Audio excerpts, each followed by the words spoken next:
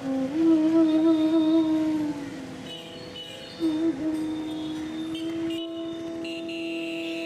vous demandez à un hindou de vous expliquer l'origine des castes, il commencera certainement par vous raconter l'histoire de Brahma, dieu hindouiste, créateur de tous les êtres vivants. Dans son principe, le système indien des castes correspond à une division de la société en 4 castes majeures. Chaque partie du corps de Brahma confère une fonction à la caste. La caste des brahmanes est liée au sacré. Ils comptent parmi eux des lettrés et des prêtres. Ils sont sortis de la bouche de Brahma.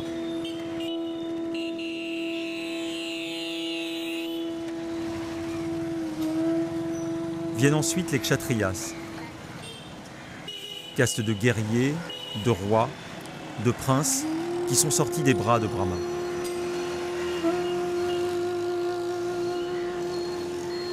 Les Vaisyas sont liés au clan et comptent parmi eux des commerçants, des artisans, bergers et agriculteurs. Ils sont sortis des cuisses de Brahma. Et viennent les Sudras, caste inférieure, comptant des serviteurs, petits employés, sortis des pieds de Brahma.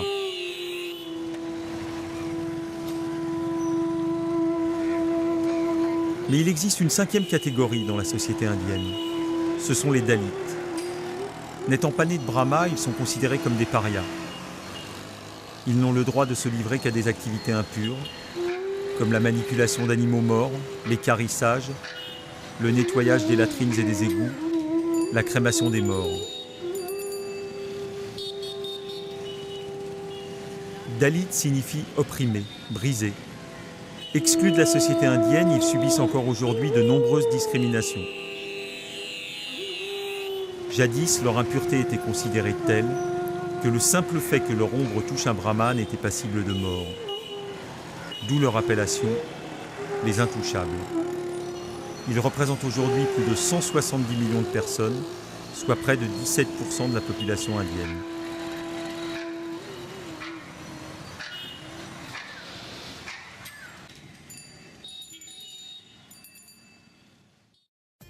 Si je connaissais le nom et le parcours du Mahatma Gandhi, ou encore celui de Nehru, je n'avais jamais entendu parler du docteur Ambedkar, pourtant principal rédacteur de la Constitution de l'Inde. C'est lors d'une mission de solidarité en Inde, au bénéfice d'associations luttant pour le développement social, économique, politique et spirituel des communautés dalits, que pour la première fois j'entendis son nom.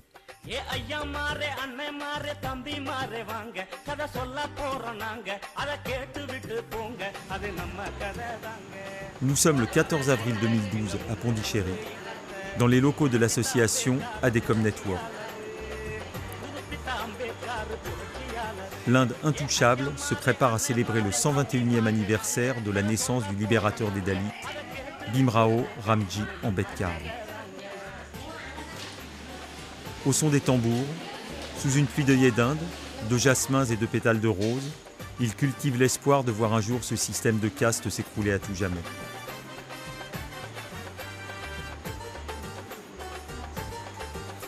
Bhimrao Ramji Ambedkar, surnommé Baba Saheb, est né à Meau, dans le Madhya Pradesh, un état du centre de l'Inde. Il est originaire du groupe des intouchables Mahar, qui a donné son nom à l'état du Maharashtra. Dès sa plus jeune enfance, Ambedkar subit des discriminations du fait de son statut hors caste. Il reste assis dans un coin de sa classe et ses professeurs s'interdisent de toucher ses cahiers. Cela n'empêche pas Baba Saheb de continuer sa scolarité. Mais il se distingue par ses qualités intellectuelles et l'un de ses enseignants plaide sa cause auprès du Maharaja de Baroda qui accepte de financer les études d'Ambedkar. Il part donc étudier à Bombay, au prestigieux Elphinstone College, puis en 1913, il intègre la Columbia University à New York. Il y étudie l'économie, la sociologie, l'histoire et l'anthropologie.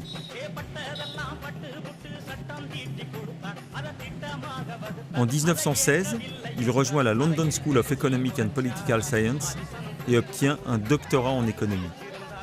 Il devient par la suite membre du barreau de Londres.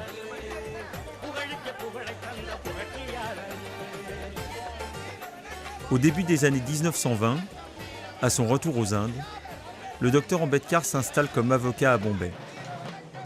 Mais il est victime de discrimination en raison de son statut d'intouchable et ne parvient pas à trouver de clients. Il choisit donc la voie de l'action militante.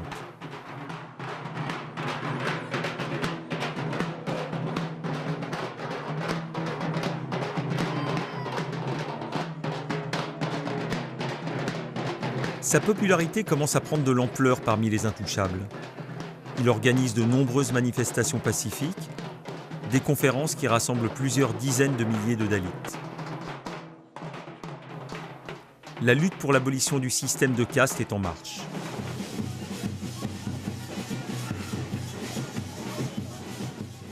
En 1935, Baba Saheb s'oppose activement à Gandhi.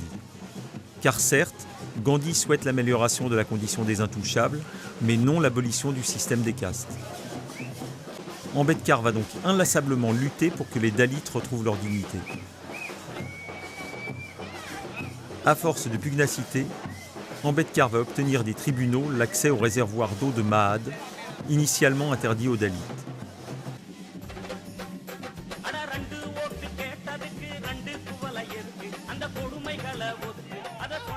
En 1947, les Indes deviennent indépendantes. Nehru nomme Ambedkar ministre de la Justice. Il est également chargé de rédiger la première constitution indienne. Par ce texte, il instaure le droit à l'éducation des intouchables et l'interdiction de la discrimination envers les Dalits, mais aussi plus globalement envers les femmes. Désormais, considérer un citoyen indien comme intouchable est interdit. Néanmoins, cette loi risquant de bouleverser radicalement l'ordre social, elle ne sera pas respectée, car en détruisant ce système de caste, l'hindouisme n'a guère de chance de survivre.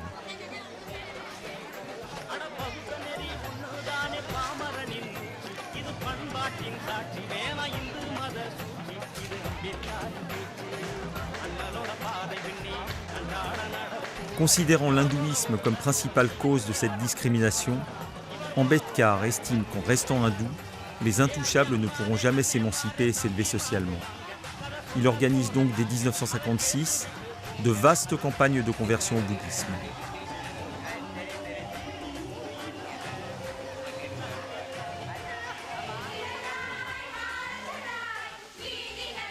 Ambedkar meurt le 6 décembre 1956 et reçoit à titre posthume le Bharat Ratna, titre civique le plus honorifique de l'Inde.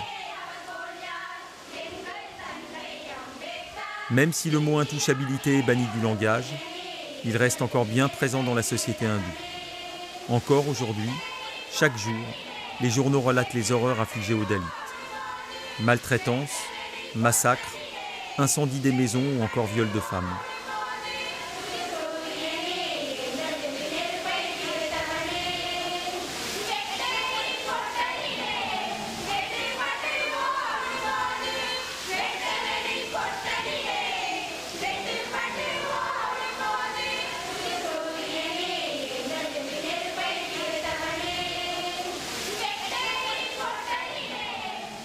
Ambedkar reste un exemple pour tous les Dalits. Son portrait occupe souvent une place d'honneur dans leur foyer.